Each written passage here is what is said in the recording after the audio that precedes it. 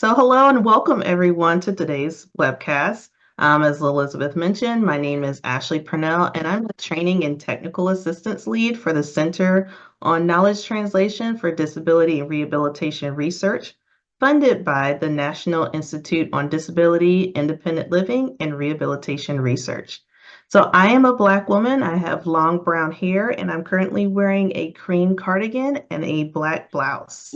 Today's webcast is presented by Joanne Starks and Dr. Devin Dedrick. So Joanne Starks has been a senior technical assistance consultant at the American Institutes for Research since 2015.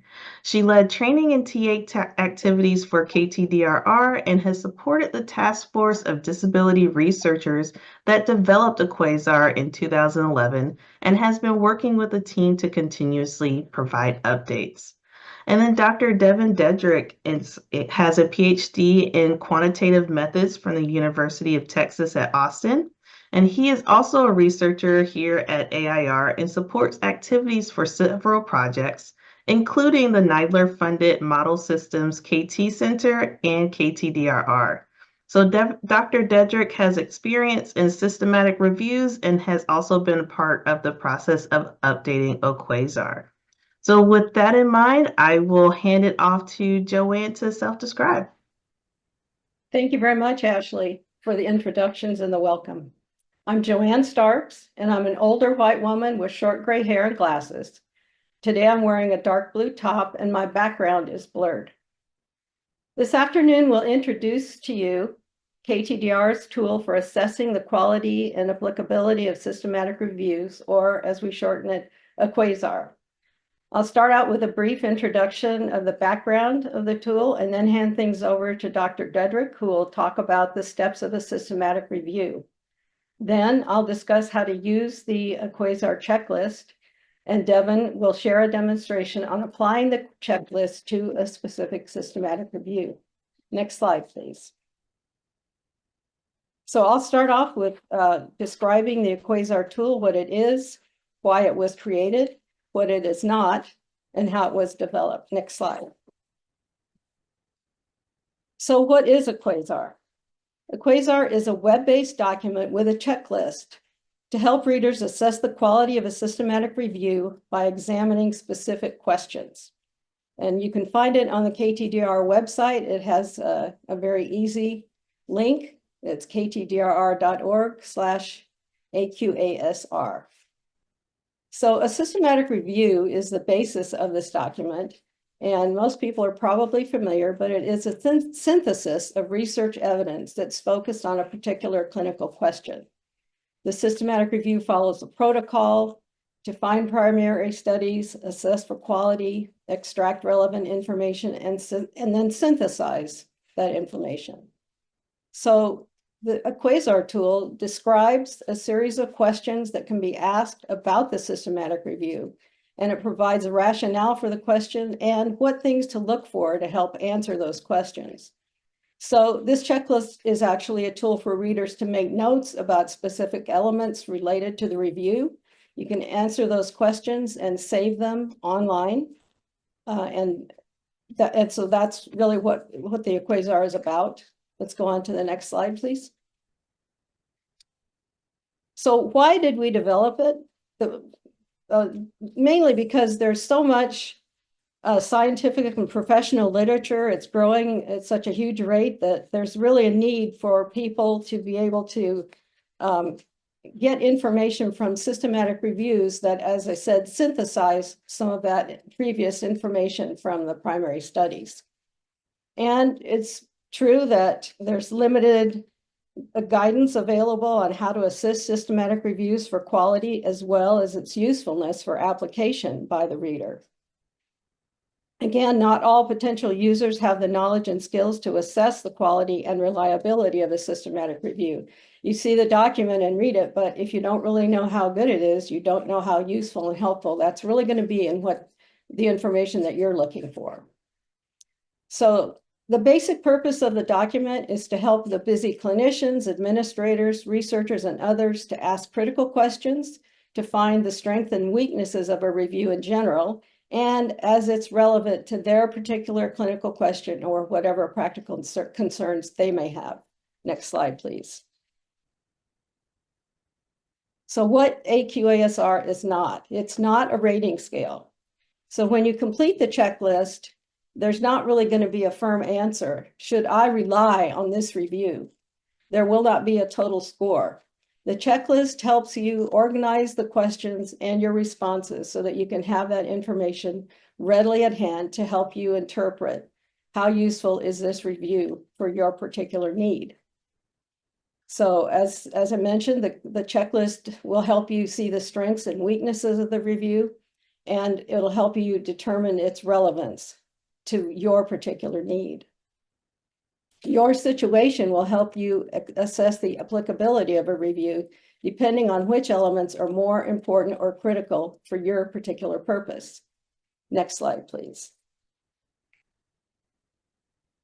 So AQASR or AQUASR was developed and published as a Word document originally in 2011 as a project of the National Center for the Dissemination of Disability Research. And it was funded by the National Institute on Disability and Rehabilitation Research, currently known as NIDLR, but it was NIDR back in those days. So the task force was led at that time by Dr. Marcel Dykers of the Icahn School of Medicine at Mount Sinai. And we are very appreciative for his work in leading that task force and the development of the original AQUASR document. So the group focused on the importance of a number of questions that were identified from the literature that were related to quality of systematic reviews. So the questions helped the team determine which would be the final elements. Does the item or question address the quality of review? For example, how the review was planned and conducted. Can the reader find the answer to the question by reading the review at hand? If you have to actually go to other sources to find that information, then the question is probably not that useful for this particular checklist document. So those questions were eliminated. Does asking the question help readers to understand the strengths and limitations of the review? If that isn't available, then that's not going to be helpful information for the reader. So finally, does the question assist readers in making decisions about whether or not to use the review for their specific situation? So these questions were reviewed and modified over several months to come up with what the team felt were the most important items to develop the checklist. Next slide. So now I'm going to hand this off to Dr. Devin Dedrick, who will briefly discuss the steps of a systematic review, which provides the framework for the AQUASR document and checklist. So Devin. Thank you so much, Joanne. So before I get started, I am Devin Dedrick. I am a white male with reddish hair and clear framed glasses in a grayish collared shirt. And I'll be talking through the next slide here. Well, we see a diagram on our left, and since we'll be tasked with assessing a systematic review, we could start there by introducing many topics and themes that will be useful to understanding AQASR as a tool and how each piece fits together. I'll be using the diagram on the left as a guide to examine systematic reviews from a broad perspective and break them down piece by piece. So this diagram includes many of the common and most necessary steps to producing a systematic review. Starting with step one can begin by assessing the target audience. So what might they need? What information are we looking to gather from this target audience, etc. And from there, we can narrow those needs to a focused clinical question or set of questions in step two. In step three, the author would begin writing the systematic review protocol. In order to write the protocol, the author would need what we have termed tools, but essentially when writing the protocol, the research team would start by putting together criteria and produce guides that will help them provide a proper scope for their systematic review while making it clear to the reader what methods were used to assess the articles that were included in the review. And these tools are represented by points 2 through points 10 and include but are not limited to inclusion exclusion criteria, abstract screening criteria, full text screening criteria, quality checklist or rating scales, extraction forms, and a set of synthesis procedures or code and evidence grading scheme. Now on to the key steps or actions the research team would make to perform the systematic review. In step 11, as you can see in the diagram, database searching, researchers would use inclusion-exclusion criteria, keywords, and search terms. The abstract screening criteria would then be used by the team to scan the abstracts in step 12. Next, the full text screening material would be used for the full text screening in step 13. From there, some sort of tools aren't always utilized in systematic reviews, but are certainly recommended. For instance, the quality checklist or rating scale can be used to assess the methodological quality of an article that is to be included in the systematic review for step 14. Then when extracting the data in step 15, from the articles the research team have deemed to be acceptable for the scope of work, the extraction form that was previously made would be utilized. And once the data are extracted, the code or procedures that have been put together will be used to synthesize the data in step 16. Finally, to draw conclusions and make recommendations in step 17, authors can use the evidence grading scheme to help support some of the conclusions. So to quickly recap, the key steps of actions authors would make to produce a systematic review are listed on the right. Essentially, we need to generate research questions, search databases, screen abstracts, review full text articles, assess the methodological quality, extract the data, synthesize the data, and finally draw conclusions from the data. And now I'll pass the presentation back to Joanne, who will walk through how to navigate AQASR, the checklist through the website.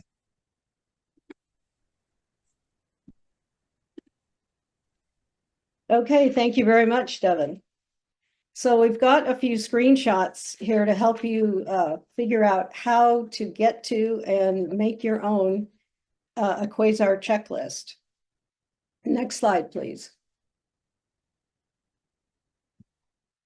So this first screenshot is on using AQASR, and it's how to use the AQASR or a Quasar.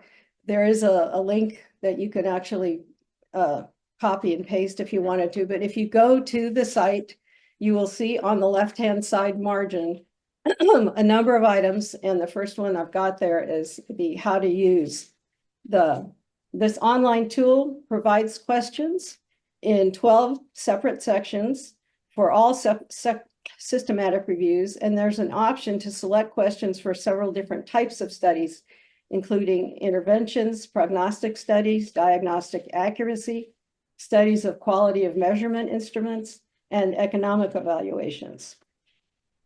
So again, on the left, one of the other items is about a Quasar, why it was developed and who participated, the information that I just shared. Next is the introduction to the process of creating systematic reviews. And that basically expands a little on the framework that was just explained by Devin.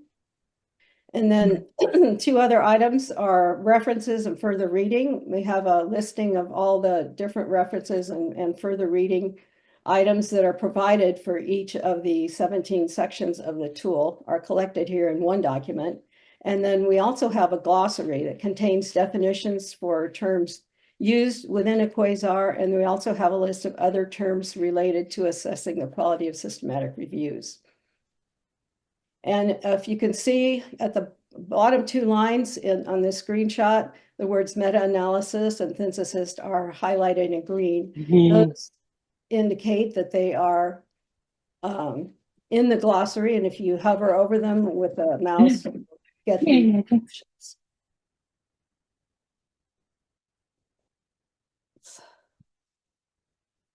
Okay, let's go to the next slide.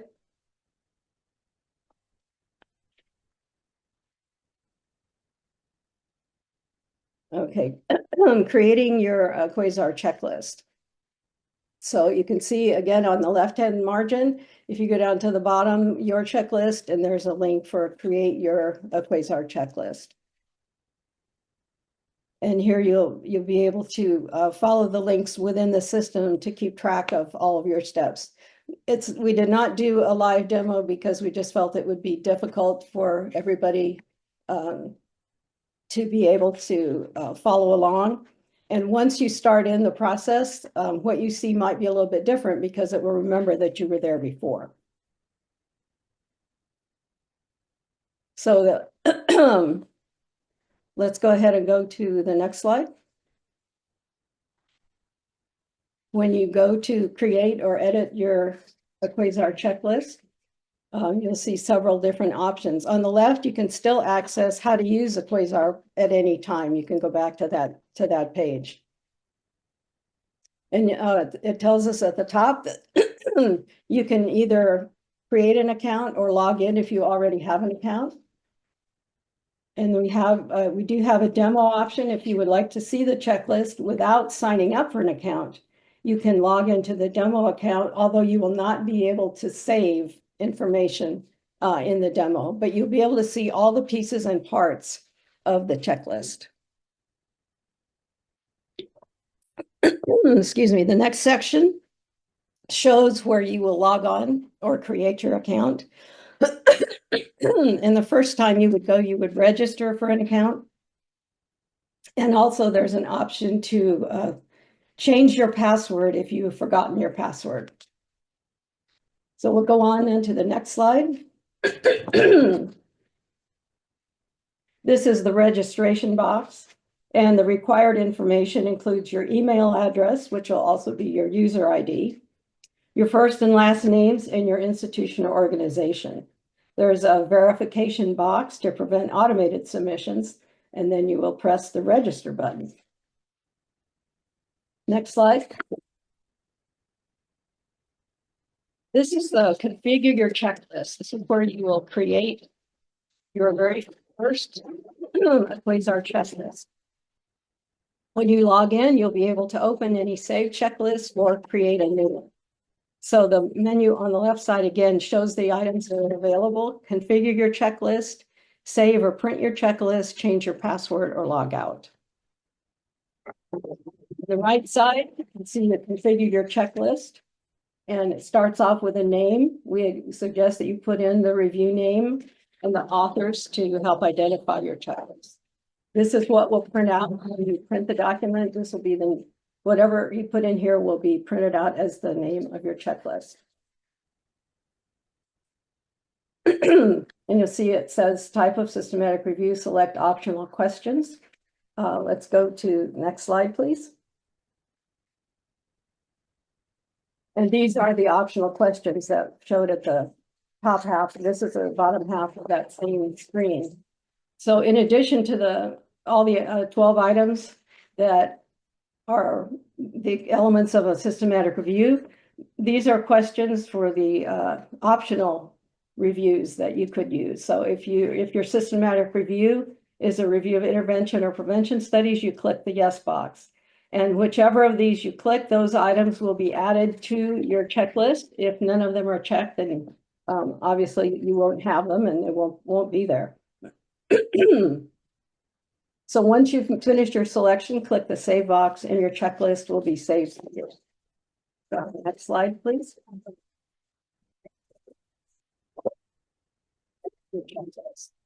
So once this is getting really into the meat of the document, once you've created your checklist, you can see off to the left-hand side, the 12 items. These are the categories that follow the framework for a systematic review. And there's the questions were developed by the task force to help you determine the quality and the applicability of the review for your particular need. So the first section is a systematic review question and its clinical applicability. So there are 6 questions in this section. This again is just the top of the page. And so you can see that it has a little brief introduction. And then the first question, do the authors ask a concrete, concise, clearly stated question as the basis for their review? And there's where you would type in your notes to help you answer that question from where you found it within that review. Next slide. This is the bottom half then of that. Once you go through it, the very end, you'll have the sixth. This is the last of the 6 questions, RQ6. And you can see that there's the box for you to put in your notes. And there's the items to look for and the rationale. And then at the very end, you'll see that it says save. And once you save the box, your checklist will be saved. And if we could go back to the previous slide, once you finished, where it's highlighted review question, because that is the first section, you'll get a green checkbox showing you that you've completed that section. Then you would go on to the next section, protocol. Okay, let's go on to slide 20. Next is printing your checklist. So once you save the copy of your checklist, you can log in at any time and return to it to update it. But if you are ready to print it out and see what you have, then on the right-hand side, you can see where it says print. You would click that print box. So when you click print, you can see that you will see your entire review, and you can print any part of it, or you can print the entire document. You can copy and paste parts of it into a word processor. You can use your web browser's print feature, or you can save it to a PDF file. And when it's complete, then you can see on the left-hand side, you can go to log out. So next slide.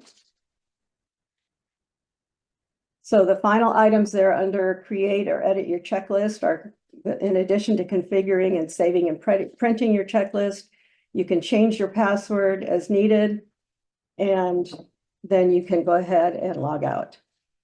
So this is a brief introduction to how to go through the parts of the checklist.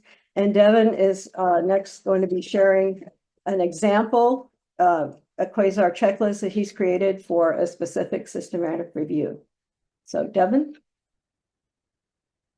Thank you, Joanne.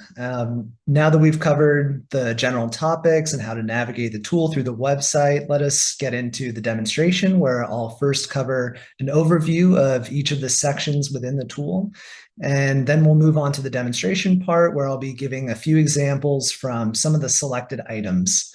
And some of the items within the tool were omitted purely due to time constraints, as filling out the entire tool would be very comprehensive. So if anything looks like it's missed, this was just purely removed for time.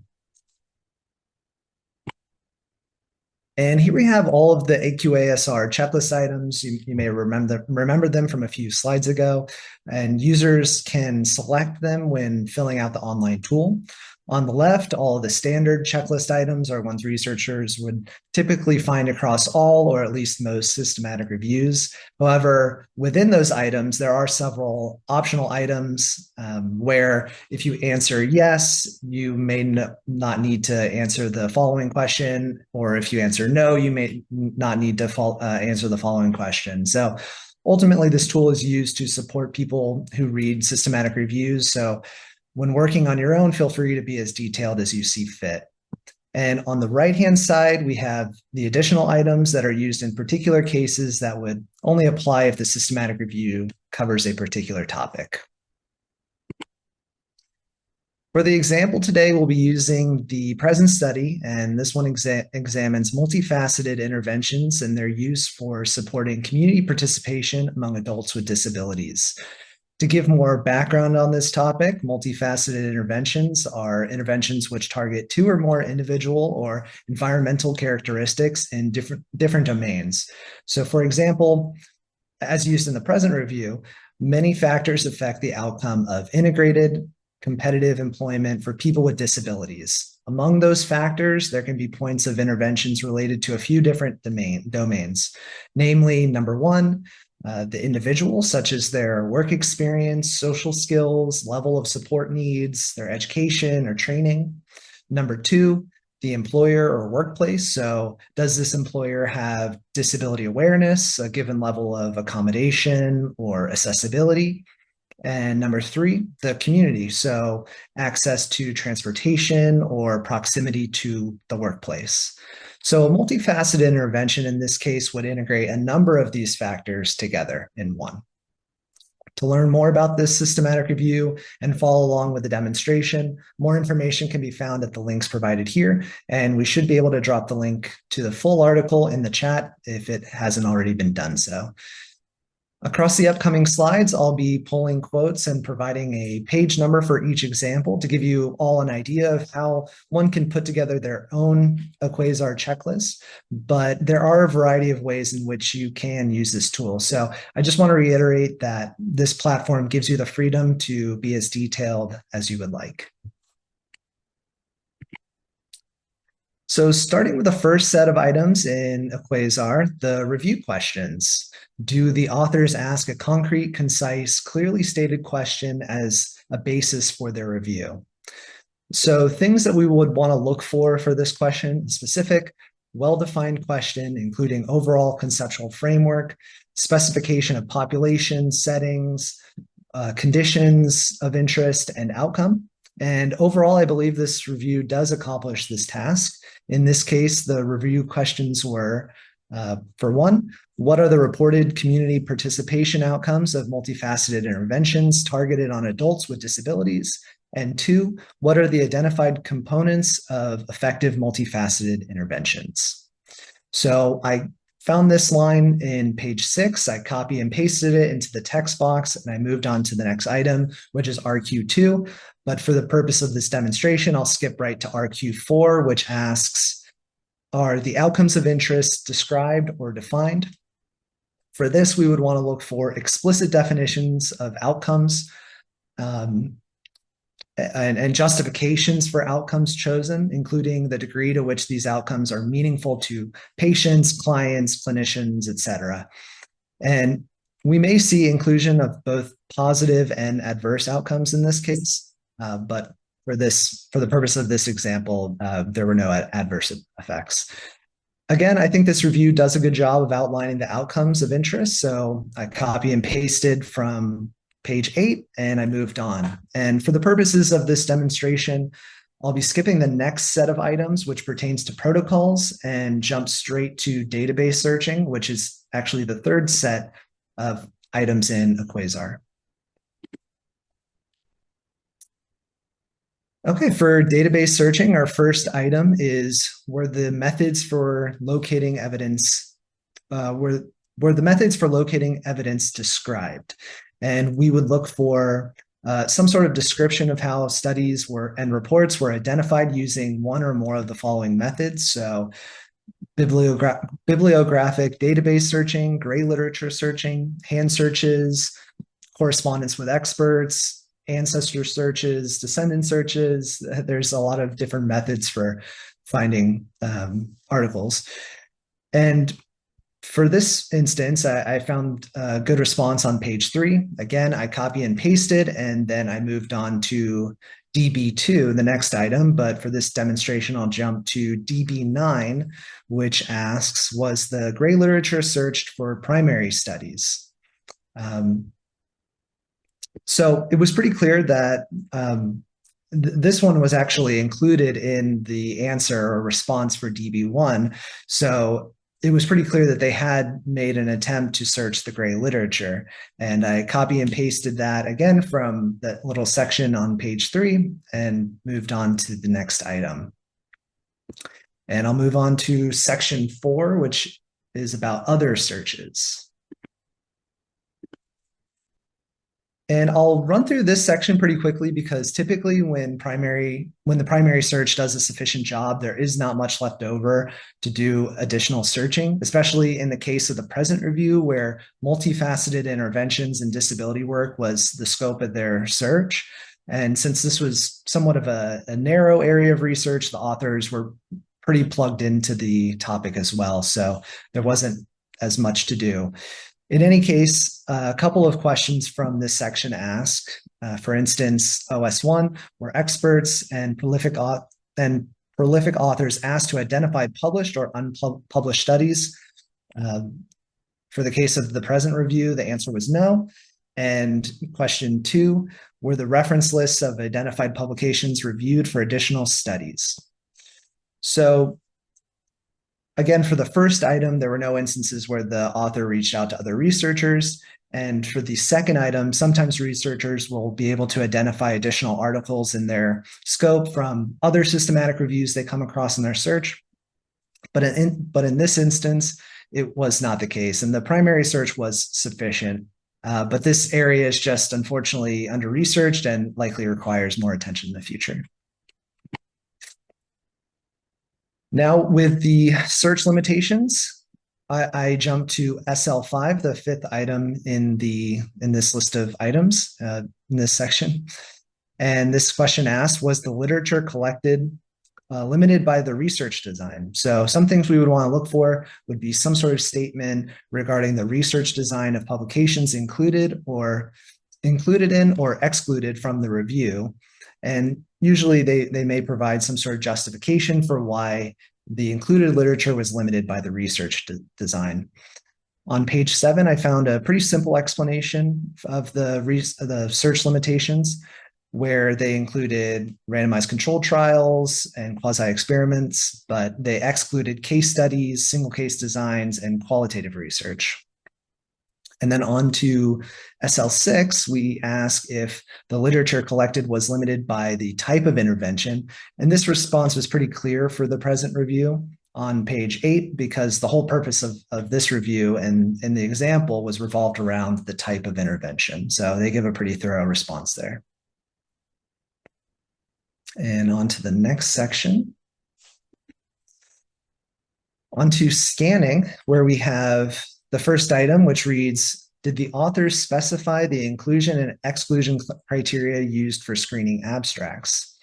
On page 7 and 8, I found a response that provides a statement describing the type of target sample, the intervention, outcomes, and setting, which follows roughly a PCOS format, which is pretty common in systematic reviews. And this is important because we need to have a clear understanding of the population of patients, clients, et cetera, on whom the review is focused and for which full text reports and articles will be selected, as well as clear description of the intervention. Moving on to the third item in scanning, where we ask, were all abstracts of studies reviewed by 2 or more persons independently? On page 11, we can see that the line that I pulled and put into the text box, the abstracts were screened in pairs and decisions were made jointly. And this is just another important part to note, because if abstracts were just screened by one researcher, the results could be biased. 2 is really the minimum reviews tend to shoot for.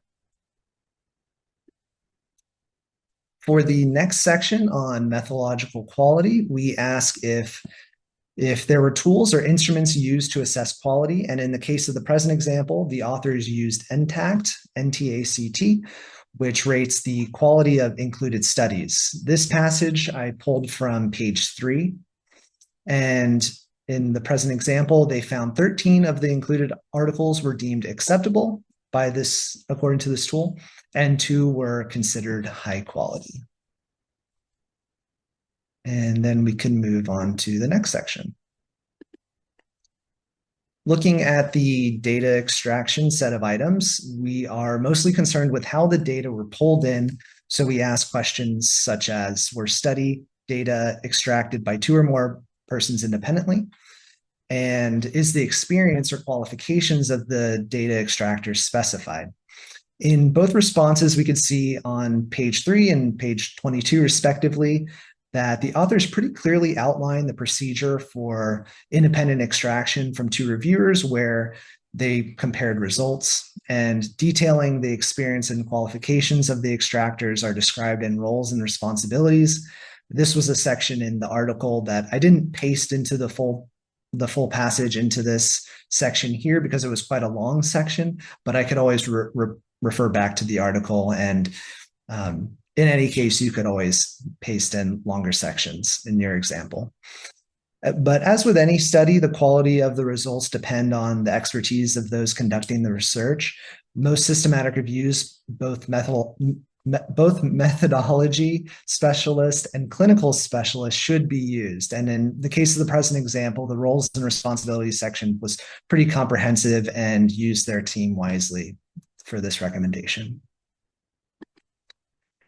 Now moving on to some of the final steps for the synthesis section, the authors ran a meta-analysis in R using an appropriate package. And this information was found on page 12 of the article and overall does a pretty good job to describe how the data were brought together.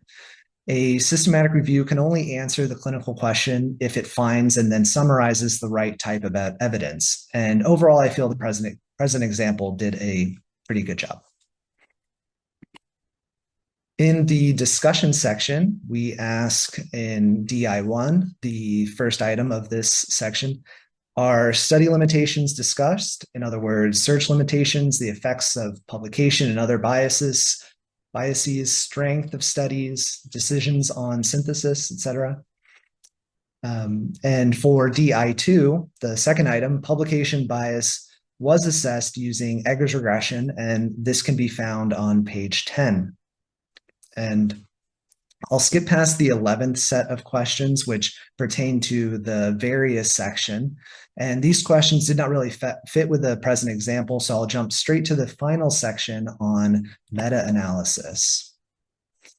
And in this section, we ask, for the second item, was the heterogeneity of studies in terms of outcomes analyzed and reported? And we could pretty firmly answer this one yes by the article. The presented review does assess heterogeneity on page 12, and I copy and pasted the response into the text box. Furthermore, the authors also provided a priori subgroup analyses on page 12. However, as indicated by the line in the text box, they were unable to perform the analysis due to the limited sample size. And that concludes the demonstration today, and I will move on to the summary slide and following questions, etc. Here we are, and I think this is for Ashley. All right, well, thank you, Devin. I'm going to invite Joanne and Devin to come back onto camera, and we can do a little bit of Q&A. I see that there's been quite a few questions going on in the chat. Thank you, Elizabeth. And so, Joanne, I know you've been responding to Rosman in response to some of the questions, but would be great if you could give kind of like a summary of some of the tools that you've been talking about in the chat. Okay, well, some of the tools that were mentioned were Amstar, and Amstar was developed in 2007, I believe, and it's been recently replaced by the Amstar number 2.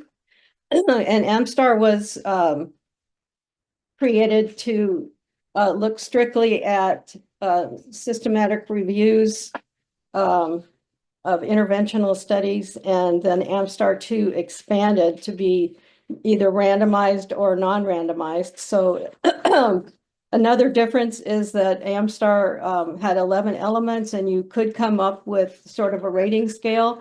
If you answered yes or no, you would get a 1 or a 0. And then you also had can't answer or not applicable as options. So then you would have an actual score from 0 to 11 could be your option, so that you could get a score from that. But it's so much more focused that it really wouldn't be that applicable in a situation such as disability research, where things are so unique and often have such very small numbers. So the Amstar 2 then does expand to include non-randomized trials. And also, interestingly, they got rid of the actual rating at the end. So it's more similar to a quasar. And we felt rather than come up with numbers, it was more important to just get all that information in one space so that people can interpret for themselves what's most important based on what it is that they want to use this for. Again, because it's so unique, really having a score is not going to help you. It'd be difficult to weight the items because you might weight something more important and stronger in a particular case, and it might be less important in another case. So rather than have a number like a rating scale, we wanted to just help you collect the most important information, have it in one space so that you would be able to refer to it when you needed to. Rosman had mentioned you could talk to someone else. Well, if you did talk to someone else, then that might mean you want to change it. You can go back in and edit your document and add that new information at any time. So again, it's not something to take to the bank. It's something for you to use to keep notes for yourself about something that you've looked at. And whenever you need it, you'll be able to go back to it and print your document. Or like I said, you can edit it, update it at any time. Thanks, Joanne. And you probably answered this already in the chat, but one of the questions that was brought up was, has a quasar been validated and published? It has not been validated and published. We did look at that possibility of validation, and we determined that it was not scientifically, we would not be able to really validate it. Again, in part because of the fact that it's so unique in that each quasar checklist that you use is just for your particular use in that particular situation. So to be able to validate it would be to broaden it, and it would be impossible to really have a tool that we could validate in such a way that it would have that kind of broad use, and then it would sort of lose its ability to just be helpful for you in your particular situation. And for the same reason, it hasn't been published elsewhere either. Great. And one of the questions was, how does the Agree2 tool differ from a quasar? Agree and the Agree2 that replaced it is a tool for looking at clinical practice guidelines. It's not for really looking at systematic reviews. The clinical practice guidelines are developed when usually a team looks at, again, a wide range of research, so it could include a wide range of systematic reviews. And then they develop clinical practice guidelines to share with practitioners. And so the Agree2 tool is useful for assessing those practice guidelines. Okay, great. And then Rosman asked another question, and it was, I know a quasar was designed kind of with disability research in mind. So are there any specific questions, or is there anything specific that helps make this tool more relevant for disability research? Well, that is a really good question, and we did think about that. But as it turns out, all these elements are critical for the research background of the systematic reviews. So there's nothing really there that wouldn't be pertinent to other systematic reviews. So I think what a quasar has is that it was developed by disability researchers. So that helped them determine which questions were more important, maybe from that perspective, in terms of helping them determine how applicable could certain information be to you in your specific situation. All right, thank you for that, Joanne. So I'm just to make sure I'm not missing any additional questions. Does anybody else want to come off mute and ask any questions before we go on to the summary?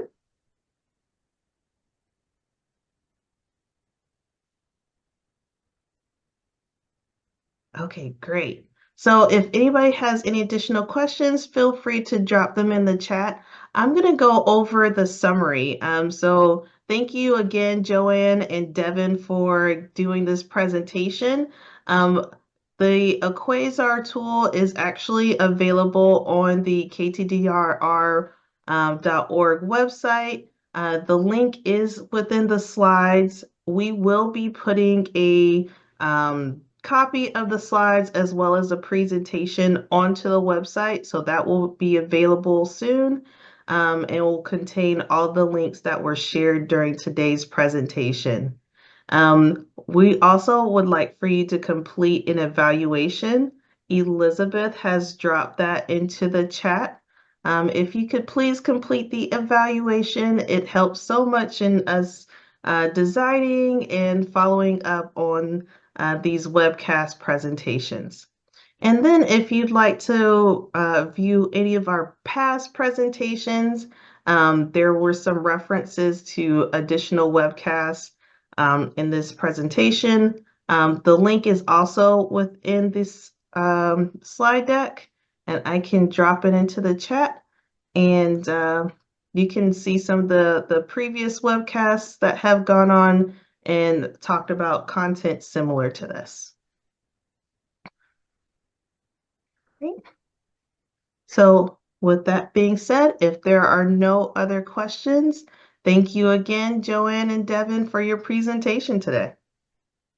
Thank you, everyone. Yeah, thanks everybody for coming.